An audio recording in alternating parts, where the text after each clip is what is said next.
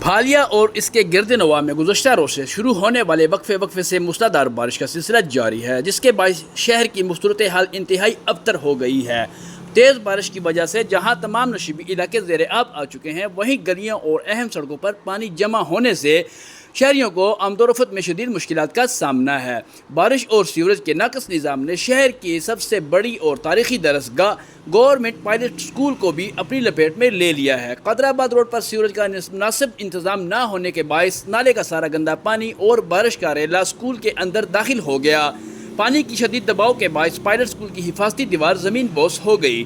نالے اور بارش کا پانی اسکول، پلے گراؤنڈ، دفاتر اور کلاس رومز میں جمع ہو چکا ہے، جس کی وجہ سے اسکول کی عمارت کو شدید نقصان پہنچے۔ فرنیچر اور دیگر تعلیمی سامان اور اہم ریکارڈ کے خراب ہونے میں شدید خدشہ ہے۔ اہل علاقہ اور اسکول انتظامیہ نے اعلیٰ حکام اور ضلع کونسل سے مطالبہ کیا ہے کہ فوری طور پر ڈی وائلٹرنگ مشینیں لگا کر اسکول اور اطراف کی سڑکوں سے پانی کی نکاسی ممکن بنایا جائے اور قادر آباد روڈ کے سیوریج کا مسئلہ مستقل حل نکالا جائے۔